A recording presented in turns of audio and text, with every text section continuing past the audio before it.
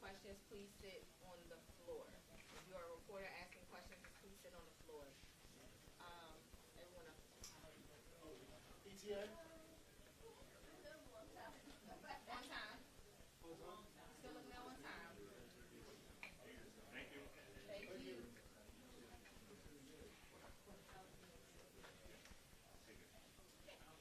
So we'll probably take the same, I would say, ma'am, I would say me, like here. These are where, on this line is where all the principals will be standing. So we'll probably take the same posture as we did yesterday. With, I will most likely be pointing to you to get questions. Also, because of that, we're going to try to get to some of our local Baltimore and DC affiliates first, and then we'll open it up for more questions. So I should be like just on this side, and we'll be able to facilitate that. Thank you. My question is, can I have this? Yeah. Thank you. Thanks, guys.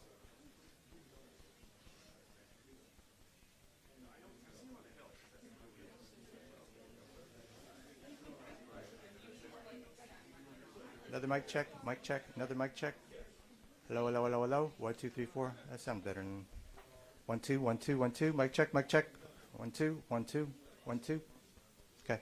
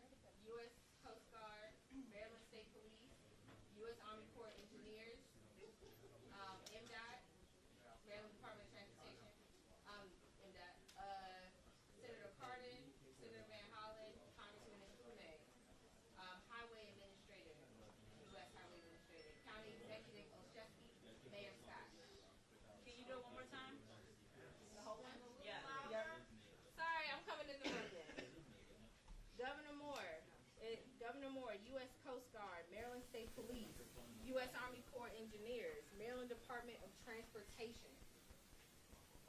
Elected officials include U.S. Senator Ben Cardin, U.S. Senator Van Hollen, Congressman Mfume, U.S. Highway Administrator, County Executive Oshesky, Mayor Brandon Scott.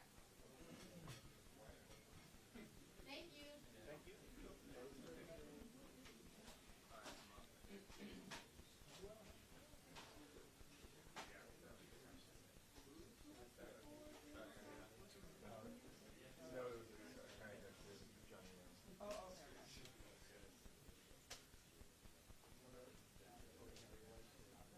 They are okay to start a second. It will change in literally 2 minutes.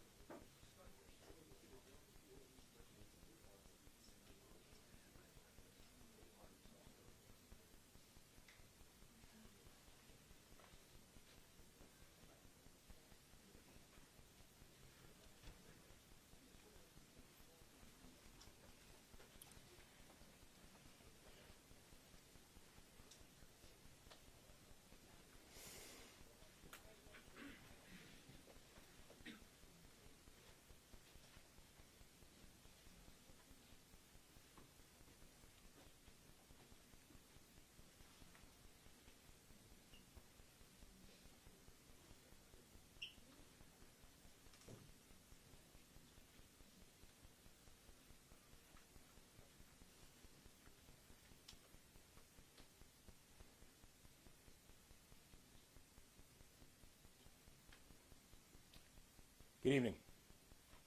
Today, we're thinking about the families of Dolian Cabrera and Menor Sandoval, who were recovered and identified yesterday. We pray for all of the victims of the Key Bridge collapse and also all of their loved ones. And our hearts are with their families, and we are so sorry about this tragedy. Nuestros corazones están con las familias. Lamentamos mucho esta tragedia.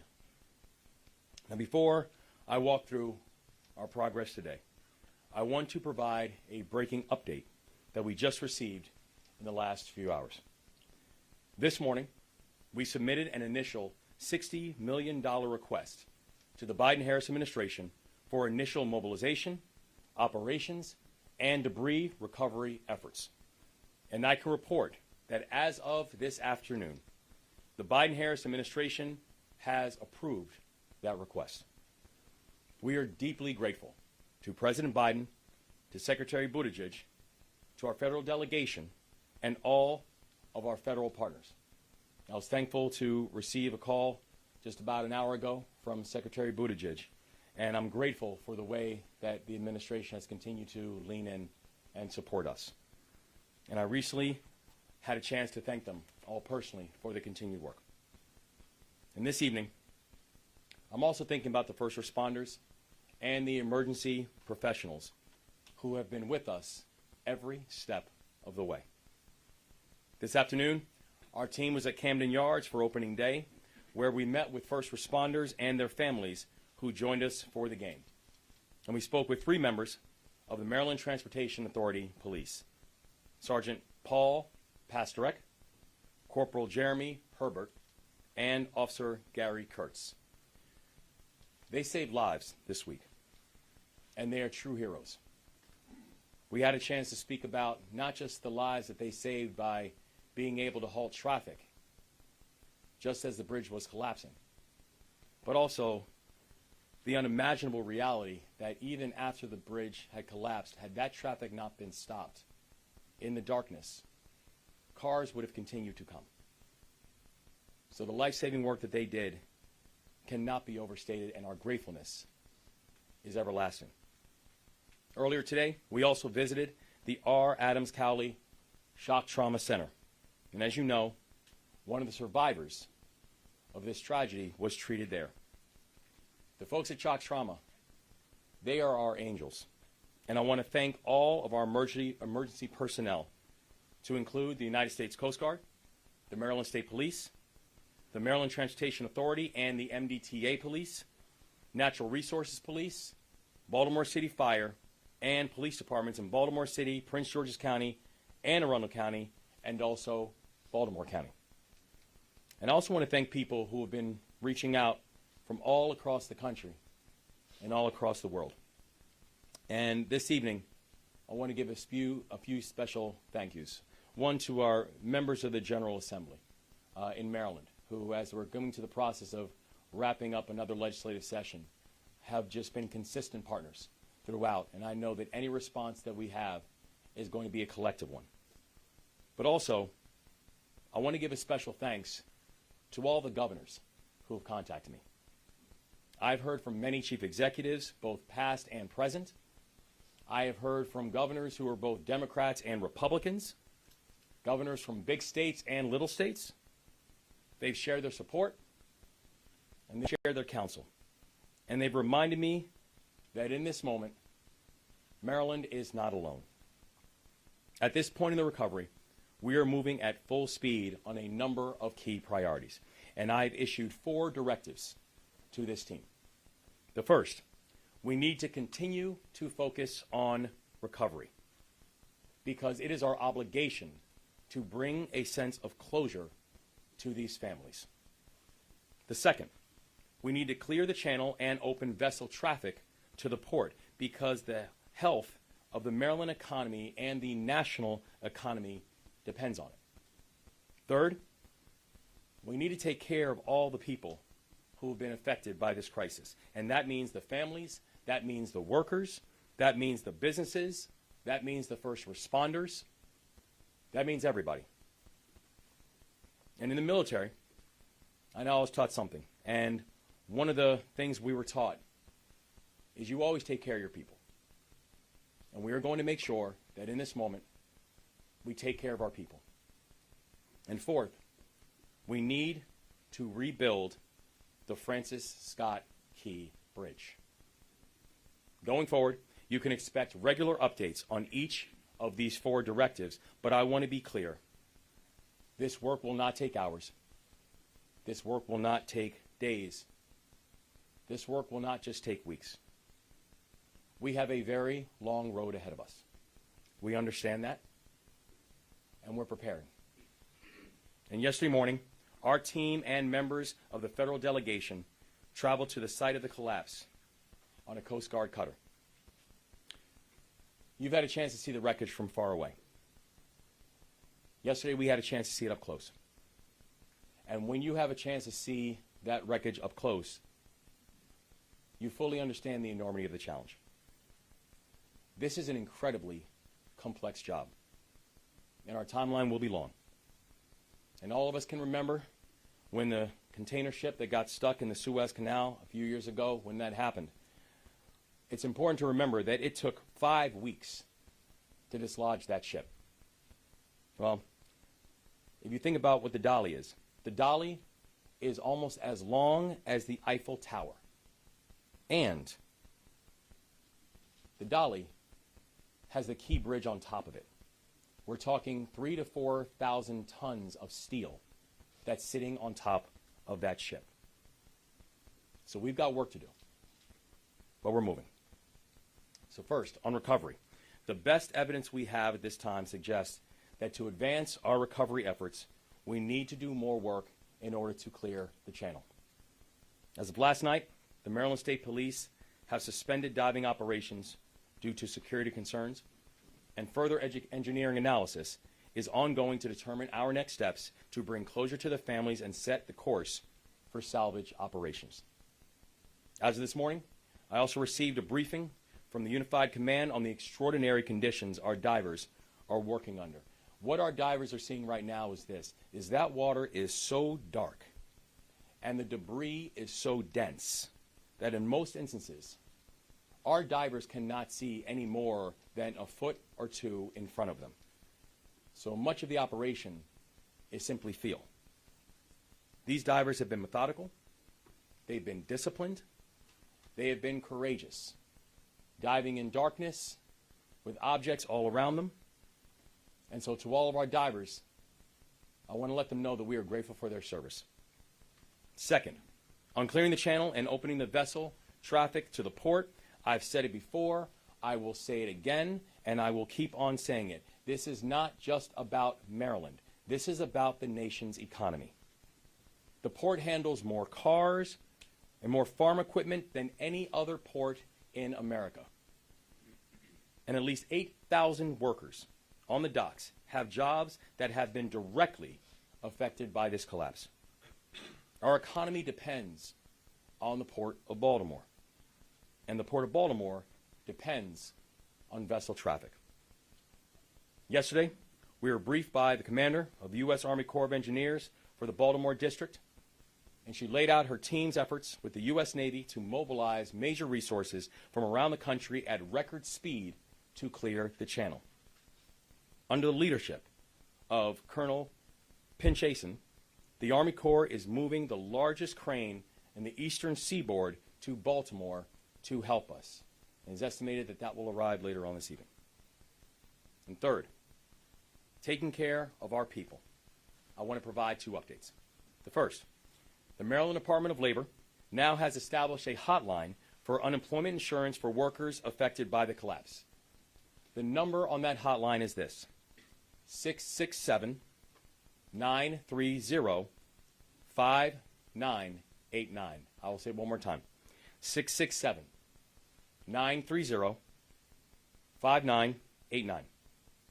I've also appointed an administration liaison to work with the families of the victims in their time of need and letting them know we are going to be here for them and with them. And I want to thank the leaders and organizations that have stepped up in order to help these families as well. Fourth, on rebuilding. We cannot rebuild the bridge until we have cleared the debris. We are working closely with our partners to marshal the funds to move forward on that build so we can be ready when we reach that point of the work. And I want to end by assuring the people of Maryland that this work is moving together at a full clip. And this work is moving forward together. The best minds in the world are here, right now, in Baltimore. They are working on this project in a methodical and a rigorous way, and we are continuing to work with leaders in the community to provide the support to the families and all of those affected. To the people of this state, I say we are going to get through this because we are Maryland tough and we are Baltimore strong. And in this moment, before I hand it off to the U.S. Coast Guard, I want to say we're also here joined by the Maryland State Police, the U.S. Army Corps of Engineers, the Maryland Department of Transportation, Senator Ben Cardin, Senator Chris Van Hollen, Congressman Kwesi Mfume, a representative from the Federal Highway Administration, County Executive Johnny Olszewski, the Mayor of Baltimore City, Brandon Scott. And I'm grateful for all the partnership that they have all shown in this time of need. So now, I will hand it off to the Coast Guard and a briefing by Rear Admiral Gilreath. Admiral. Thank you, Governor. Thank you. Good evening. I'm here representing the Unified Command tonight. My name is Rear Admiral Shannon Gilreath, but the people that you see to my right, they are people that make up that Unified Command. They are some of the key leaders in that Unified Command, and they are making a difference in helping us accomplish our number one priority, which is to reopen the Port of Baltimore. We're going to do that in some steps. Step one of that is we're going to clear the debris from the channel. Step two is we're going to remove the vessel. And step three is remove the rest of the bridge debris from the waterway. And we've got the cranes on their way to help us do that. But before we can actually engage in lifting, we've got to complete the assessment process of the bridge and the pieces of the bridge that are in the water so that we can figure out how to cut the bridge into the right size pieces so that we can actually lift them with the crane. And we are doing those assessments right now with underwater surveys, with engineering teams back in the Unified Command, with our Army Corps of Engineers, with our Navy SUPSALV, with Coast Guard, with all of our partners that you see up here. That is our number one priority, is to reopen the Port of Baltimore as fast as we can and do it safely. And that's what we're committed to do, and that's what we're going to continue to work towards. Governor, thank you for the opportunity to brief this evening. Thanks, Admiral.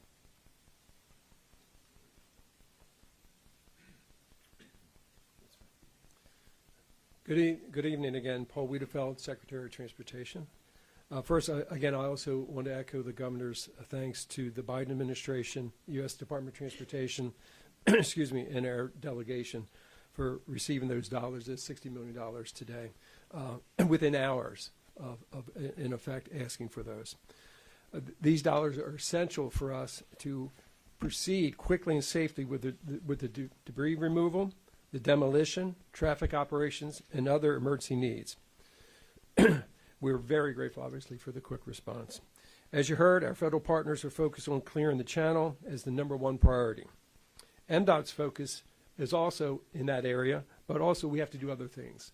First, we got to deal with the traffic implications of losing part of the 695 Beltway. Second, we have to work with the port on the job issues and on their business needs. And then third, we have to start the planning and design for the rebuilding of the Key Bridge. In terms of traffic, we are already seeing impacts along the alternative routes in our communities. Since the collapse, each day about 15,000 additional vehicles are traveling through the Fort McHenry Tunnel, I-95. And about 7,000 additional vehicles are using the Baltimore Harbor Tunnel, I-895. The bridge was also a crucial route for tractor trailers that cannot use these tunnels, the two tunnels.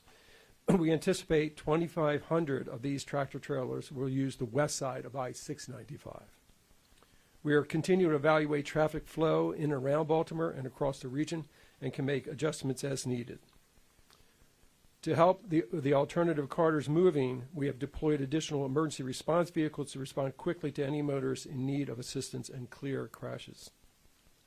The second area of focus for us, again, is the workforce support that we're providing to the Port of Baltimore workers. To continue this work in partnership with the Maryland Department of Labor, as the governor mentioned, to identify impacted needs and what we can do. We're also looking at available U.S. DOT programs in that front as well.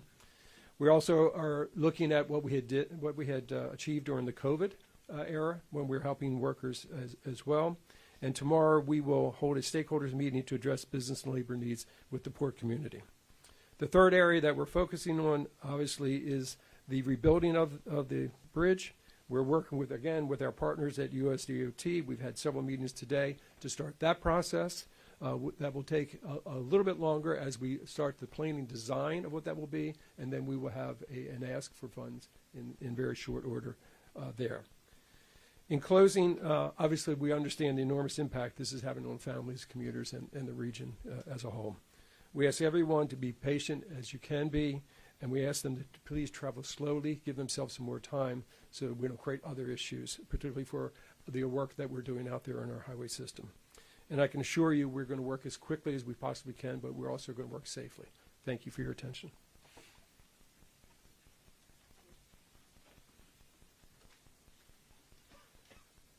Senator Ben Cardin, I want to join all that are here with our prayers and condolences to the victims and their families.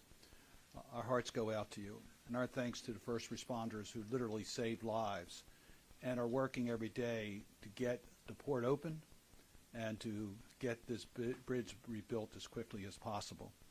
Governor, I want you to know your federal delegation is with you. We thank the Biden administration for the quick action in regards to the emergency funding.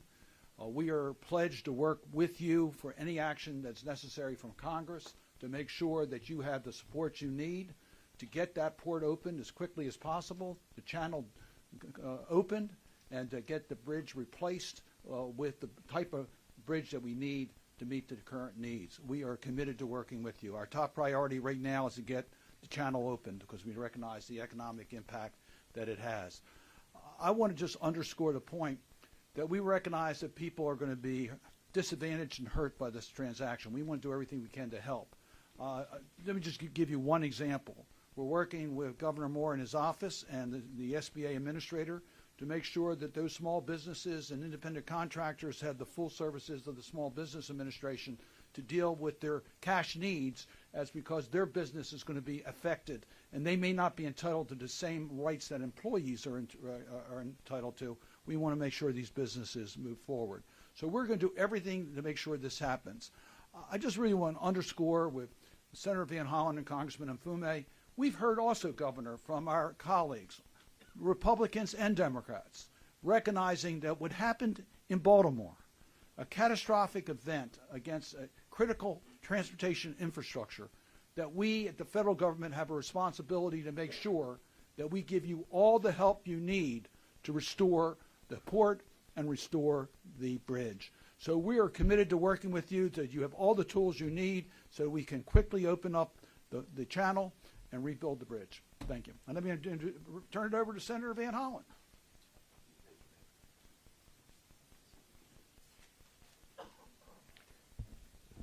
I want to start where the governor did and where Senator Cardin and others have.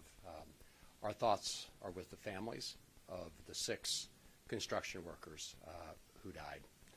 And we will be with them every step of the way. Thank you, Governor, for all the support your team has given to them, and also to the first responders who the governor described in detail the kind of risks they've taken on themselves to undertake this effort. I just want to provide a couple other facts about the federal role, and it's great to be working with my colleague and friend, Senator Cardin, Congressman Mfume, and the entire Team Maryland. We are united, and as Senator Cardin said, we are hearing from our colleagues from around the country, Republicans and Democrats. I want to thank the President and the Biden administration, the Army Corps of Engineers, the Coast Guard, other federal agencies have deployed. They've been on site from the very beginning. Secretary Buttigieg was here and remains fully engaged. And the Army Corps of Engineers will cover the full costs of clearing the channel. We all recognize that getting the Port of Baltimore running again at full speed is a priority given all the jobs that are associated with it, all the small businesses, all the other businesses, and as the governor has pointed out, this is not just a Maryland issue, it's a national and global question. So I'm very pleased the Army Corps will be picking up those costs. As I understand it, there are 32 members of the Army Corps of Engineers on the ground right now surveying the situation. The Navy has been contracting with the salvage operation. There are 38 contractors under the Navy's oversight with respect to that. So this is happening right now, and as the governor said, we've got one of the big lifts, cranes coming. I think it's a 1,000-ton crane coming around midnight, and another 400-ton crane coming Saturday for the operations to clear the channel. A word about the quick action that the governor and the secretary and others took to get the application in for the Federal Emergency Relief Program. This is a federal program designed for this kind of emergency, and as you heard, they've already been authorized for the $60 million from the federal government to cover all the costs of dealing with the surrounding traffic and issues that have come up since the bridge right now, of course, is collapsed and is on top of the ship. Importantly, that emergency relief program is also what will cover the lion's share of the costs of rebuilding the bridge. And the Department of Transportation also found the state eligible for that program today. So they authorized $60 million, but they have found the state eligible for the emergency relief funds, which will help cover the lion's share of the costs of reconstructing the key bridge. And Senator Cardin and I, working with the president, working with the governor and others, will be introducing legislation to cover the remainder that is not already covered under the emergency relief program.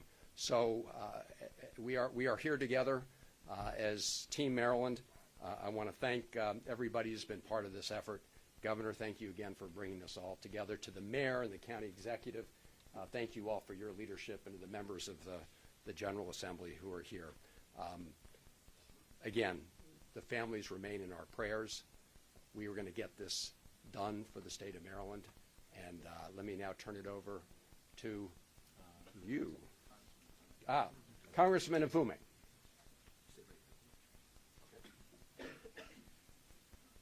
Thank you very much, Chris. Governor, I don't know if it's been said enough, so let me just say it, that the fact that you have made this a very transparent process is important, because people all over the country are getting unfiltered, real facts in real time about what's happening, and I think that helps all of us in the process. I'm Kwesi Mfume. This is my congressional district, and Senator Cardin and Chris Van Hollen, the three of us represent just a part of Team Maryland. On this issue, I think it's fair to say that all of Maryland and their congressional delegation is a team, and you've seen some of the statements that have gone out and the one that will be going out. A couple of quick things. The main thing is the main thing is the main thing.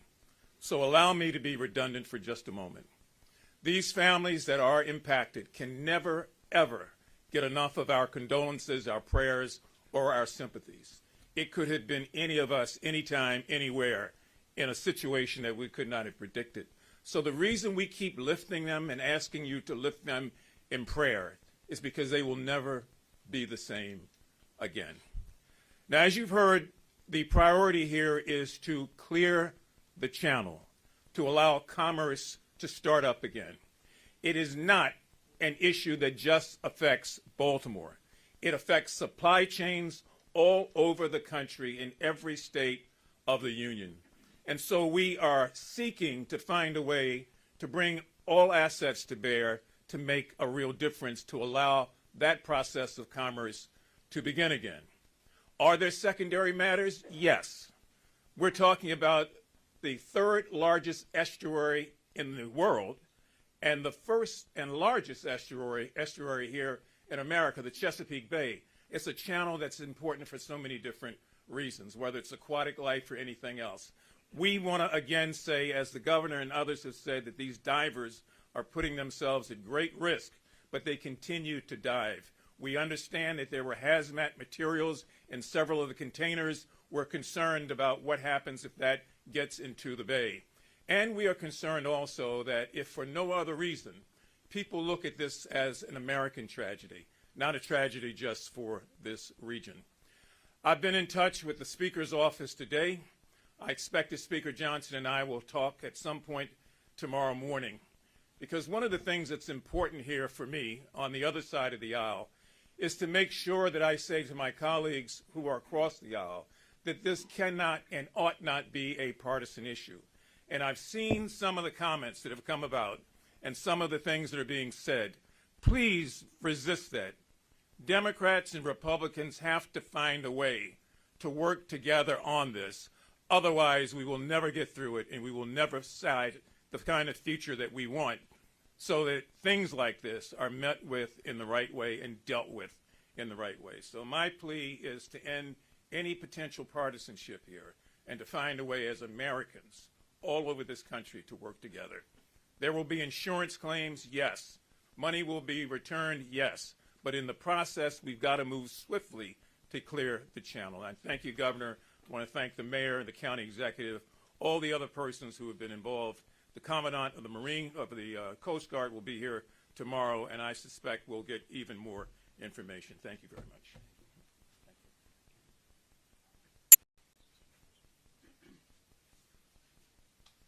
Good evening. My name is Shailen Batts. I'm the Federal Highway Administrator, and on behalf of Secretary Buttigieg at the U.S. Department of Transportation and President Biden, I just want to say, first and foremost, on the infrastructure and side, we'll come to that, but everybody here has begun by talking about people, and I don't think we could have a president who has more empathy when there is loss of life, and I think that has been communicated clearly that for the workers who lost their lives, I think the president has deep and abiding concern, and also for the workers who are being impacted by the closure of the port.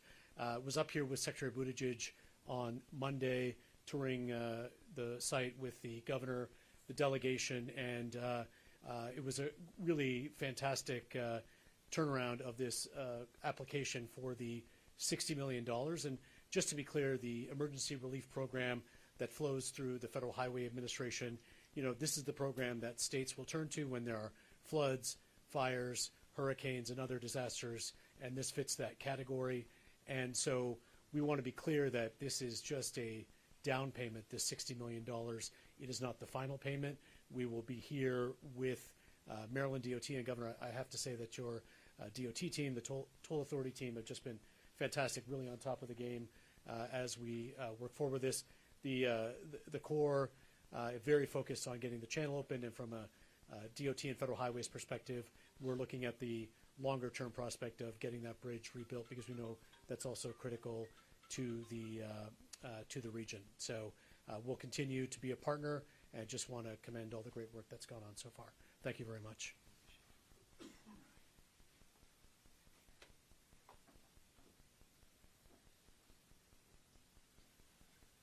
Good evening, Baltimore County Executive Johnny Olszewski, and these are truly unprecedented, trying times. In the midst of dealing with unspeakable tragedy, we're also trying to then also move forward with a road to recovery and resiliency, and to have leadership in this space led by our governor, but to have leadership at all levels stepping forward in this moment is truly heartwarming. I know people are feeling this very deeply in a very personal way, including the families who have lost their loved ones. We know that the majority of those who were impacted and lost in this tragedy were Baltimore County residents. And I want to just assure that in addition to all other resources, Baltimore County will be there to provide everything that we can to those families who have been impacted by this horrific tragedy. I want to thank President Biden, Secretary Buttigieg, and the governor for their prompt and swift action on this application. I think the swift approval speaks volumes just to how serious our partners take the work ahead of us, It is making good on the President's commitment that all federal resources necessary will be marshaled to move forward on clearing the channel and rebuilding the bridge. And as we speak to the family, and I had the opportunity to do that yesterday, as we talk to port workers and impacted businesses, we know that certainty and that clarity is so important. And so to the families affected, you are not just in our prayers. To our dock workers, you are not just in our prayers. We are seeing action in the immediate aftermath of this tragedy. And you know, I just want to again echo the governor's call to thank our first responders who continue to this day, at this moment, to be out there actively working for and on behalf of our residents. It is a privilege and honor to serve alongside you, Governor, and the incredible representatives who will continue, not just this day, but in the days ahead, to make sure we move forward together. Thank you.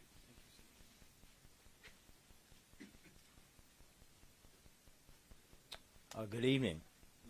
Mayor Brandon Scott of the City of Baltimore. First and foremost, our prayers and thoughts continue to be with the families of those who we lost and the thousands of people who are impacted by this horrific tragedy. As you know, both the governor and I were at opening day today. We had time to spend with those heroic members of the Transit Authority Police Department who saved lives by shutting down bridge traffic. I also had the time to spend with some of my Baltimore City fire divers who dove right in and bravely searched for those who we tragically lost. Speaking with them, however, made a few things crystal clear for me. One, the dedication, determination, and selflessness of our first responders should never be questioned, ever. But two, the spirit and greatness of this city and state are in its people, like those courageous public servants. And that is why we cannot be broken. I looked into the eyes of these men who looked death dead straight in the eye and continued to do their job bravely. I didn't see brokenness or despair. I saw hope and determination, just as I see in all the well wishes coming from all over Baltimore and all over Maryland, all over this country for our city and our state to rebuild. Following the recovery of the two victims yesterday, we remain hopeful that in the course of this salvage work, we are able to recover those who remain missing and bring them home to their families. I have directed my administration to work directly with Governor Moore and his fabulous team on any and every effort that must be taken. And Mr. Governor, while we thank our president for moving swiftly, we have to thank you. We know this is a very heavy burden to bear, and you have been leading with courage, with dignity, but also in the right way. So thank you very much. Also, the city is actively working with our partners to help families through this incredible time. The Mayor's Office of Immigrant Affairs has set up a fund through the Civic Fund to provide assistance to those directly impacted and is facilitating connections with local community-based organizations who are providing direct support in case management, crisis support, and mental health to the families. There has been a tremendous amount of outpouring and support, and our team is working alongside our partners at the state and the federal teams, all the nonprofits and businesses and partners to make sure that we are coordinating these efforts to make sure that these families are not overburdened in the toughest time of their lives. We know the value of the Port of Baltimore to our city, the state, and the country. Our residents, everybody depends on it. But our first priority continues to be making sure that we bring these people home. I just want to reiterate all my thanks and gratitude to everybody that has reached out, to everybody who donated food for our first responders, to everybody who just prayed for our city and our state. We appreciate you greatly. We will continue to work together to recover. Thank you. We're going to take questions from the podium. We'll start with the All right, thank you. WBAL. Governor, the NTSB is reporting a hazmat leak, and the chair herself said she saw the sheen. I know you were out there on the water yesterday. Did you see the sheen, and can you go into detail about mitigation efforts and just what this means for people? Because some people are really concerned about what's going on in the water. Yes, I know of the 4,000 containers that are on the ship. It's been indicated that 56 contain some form of hazardous materials. And when we're talking about hazardous materials, that includes things like lithium batteries, perfumes, etc. We know that as of right now, already deployed, there have been over 2,400 feet of boom, which has been there to be able to contain any of the leaks of pollution. And the thing we can say is that there is no risk to the people, and we ensure that both for the first responders who are operating, but also for the people inside of the area.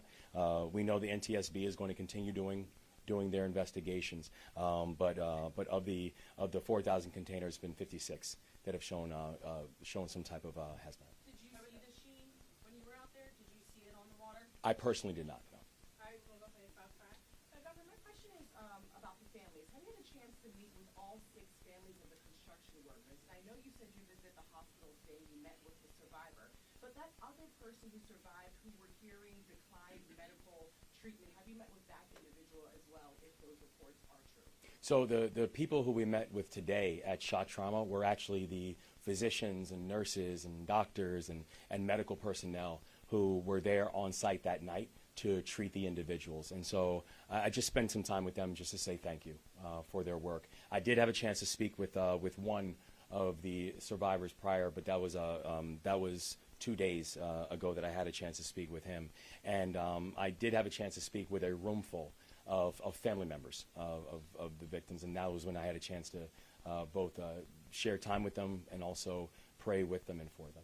And it's just a follow-up to that fund. I don't know if Dan Scott can answer that. People who do want to donate to the families, is it that fund they should donate to? Because now we're seeing a bunch of GoFundMes and things pop up, people who do want to help out these families. Yes, I would point them to the Mayor's Office of Immigrant Affairs and that fund, because we know that that one is working with the families and organizations that will be working directly with them. WY here, Baltimore Public Media. Back to the hazardous materials, there's been sort of some conflicting information, it seems, as to how many, if any, containers with hazards were dropped in the water. Do you have an answer? If there were containers that were dropped in the water with hazards, how many and what is in there? So what we know right now, there are 14 containers that were impacted, and those containers that were impacted contain soap, perfume, and some resin material. So that's what we know. As far as what part of that is still on board the boat, inside parts of those containers, or what part might have gone overboard, I can't tell you those percentages because I don't know those. But we've put in place air monitoring on board the vessel to keep track of any potential threats there, and we haven't had any of those threats from the air come up on our air monitoring. And we've got boom around the vessel to also collect anything that comes off of it. The sheen that I think's been reported, I think has to do with there's a bow thruster on the front of the ship that allows the ship to normally move to port or starboard as it's coming into port, approaching a dock, etc. There's some oil associated with that bow thruster, and we think there were roughly 80 liters of oil in that area. And so we think that's really where the sheen's coming from. But our ability to get directly underneath that is really too dangerous, because that's where those containers are hanging off the side of the ship, as well as the pieces of the bridge that are there. And we're trying to keep our first responders, as the governor and everyone else has set up here, we're trying to keep them as safe as possible. We do not want to make this tragedy for those families worse. Sorry, just impacted. Like, what is Impacted is everything from the bridge falling on them and they're potentially cracked open the container, to more serious damage to the container, and they're in different stages of that when you look at it. All right, we'll take the sun. The sun. I have a question about the bridge itself. If there were stronger protective systems around the pier, could the collapse have been avoided? Do we know that yet? We know that NTSB is conducting a thorough investigation into what happened, and I think it's still early days of the investigation. So we would not want to speculate as to what could have or should have been preventative. The thing that we know is that we are going to and will continue to focus on making sure that our infrastructure in our state is safe, but I know in that specific incident, NTSB is still in the early stage of their investigation. COP, please. Go ahead. What can you tell us, if anything, about how the construction workers on the bridge learned of what was ultimately about to happen? And separately, can you just give us the exact number of remaining construction workers that are still outstanding at this particular point? Yeah, so the investigation is still ongoing as to how individuals were notified once the initial Mayday call came in, and what we know right now is that there are still 4 individuals who we're still unaccounted for. Box 45. Yes, Governor. You've already touched on it, and the ball is rolling, and that is certainly good news with the facts and figures of the help that's already here. But from the heart, what do you say to the people of Baltimore in particular regarding what you call this very long road after what happened? Notably, when talking about how this will certainly affect the commute, people's work, and their daily lives. What do you say? I'd say to the people of Baltimore is that there is no higher priority than making sure that we can return not just a sense of normalcy to them, but also continuing to give them an opportunity to live in a community that is growing and thriving. We have been moving on this literally since the early hours of when the incidents happened, and we haven't stopped, and we're not going to stop.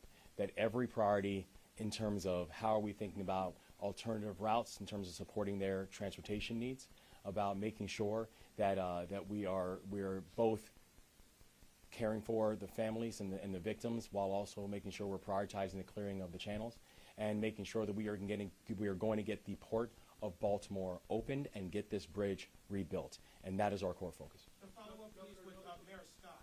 Same question, Mayor. What do you say to the people of Baltimore in particular about how are you expecting them to come? I think the governor hit the nail on the head, Keith. This is a priority for all of us, but what we have to ask our residents is to be patient, because we have to not only do this quickly, but do it the right way so that every T is crossed, every I is dotted, and that we make sure that we are building our infrastructure to be stronger in the most quickest and fastest way. We all understand the importance and will be there to support our residents, but we have to do it the right way. All right, next, Brad Bell. Governor, look, I know you don't want to give a specific timeline for a very obvious reason, but there's one train, the Chesapeake 1000, has arrived, talking about other trains that can lift a lot. I talked to someone today who's in the industry, and he described how they're going to cut the bridge into pieces and pick it up and sweep the bottom, and divers are going to put in explosive charges. Realistically, how quickly can we get this done? The person is telling me really it could be a matter of weeks. I mean, what's your most optimistic? Again, I understand you don't want to give up your deadline, but what do you think it could really do? There is nothing that we will not do to be able to speed up and making sure that we have a swift and a proper conclusion, and make sure we're getting it complete, and making sure we're also doing it safely, making sure that we're also doing it in a coordinated fashion. And the thing is, if you look at the precedents on this, we understand that this is daunting. This is complicated.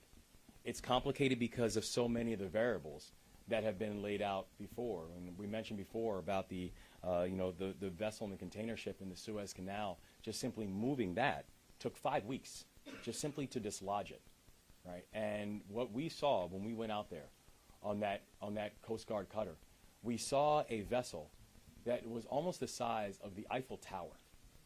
If the Eiffel Tower was laid down, this vessel is almost the size of the Eiffel Tower, and the only difference is that it now has the key bridge laying on top of it. This is remarkably complicated, while this is also having a salvage operation with many, many moving variables. The reality is that at this point there are far many unknowns than knowns. And so the thing that we can say to everybody in our state is that this is a team that is coordinated. This is a team that is not just working hard, but working around the clock to making sure we get to a proper completion. But we also know this is going to be a long and a complicated process, and we are going to not just need people's patience on this, but we want to let them know we are going to get this done.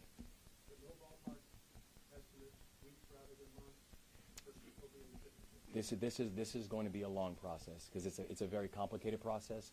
But people should rest assured we are going to get this done, and they can bet on that. We'll go to the banner. Go ahead, Telemundo, please go ahead. How you doing? Who will be responsible for the rebuild, and what will that process look like? So we're going to actually have a collective rebuild. This is going to be a rebuild that will include our federal partners. This is going to be a rebuild that will include the state and our local partners. This is going to be a rebuild that will include the private sector. This is going to be a rebuild that will include our unions. This is going to be a rebuild that will include everybody.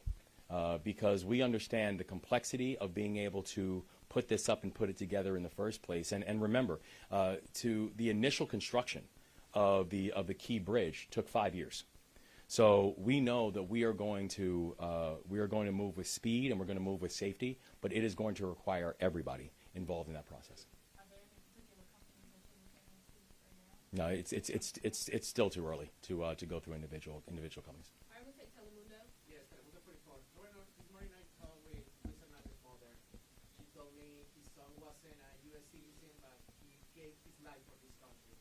What is your thought about this, and what your office, mayor office, and executive office could do for this family? So our heart breaks for these families because these families are living a nightmare. They are receiving information, and that night when this tragedy first happened, they received news that none of us would ever want to receive. And so when we say that we stand with them, and when we stand with them, it's both that we are praying for them, and they have prayer angels all around them, but it's also making sure that they know that this is going to be a larger community that will be there for them. And so it still comes back to the basic humanity of this situation. I remember when I met with many of the family members, the thing they most wanted me to remember is that these were fathers, and they were brothers, and they were cousins, and they were husbands. They were people whose families loved them. And I can tell you, as the son of an immigrant myself, I know my partner in the work, our lieutenant governor, is the first immigrant ever elected to statewide elected office in our state's history. It still comes back to the basic humanity, and our heart breaks for these families. Next question, JP. To the co-star, perhaps, as you think about the families during this salvage process, are you able to identify how many vehicles need to be down there encased in the debris at this point, tied to the construction crews? I'm going to defer to the state police on that one. They did the diving. Based on this morning's briefing, once we ceased diving operations with physical divers, we sent remote vehicles down there with sonar arrays that were able to plot what's actually down there. We know there's at least one vehicle, larger in size, that is completely encapsulated by the structure, the superstructure of the bridge, concrete, rebar, etc. It's going to take some time to get to that, and it's going to take some time to do that carefully and then to shore that up before we can put divers in there to recover that, whatever's in that vehicle. Thank you all. Thank you. Guys, thank you all. Thank you. Thank you.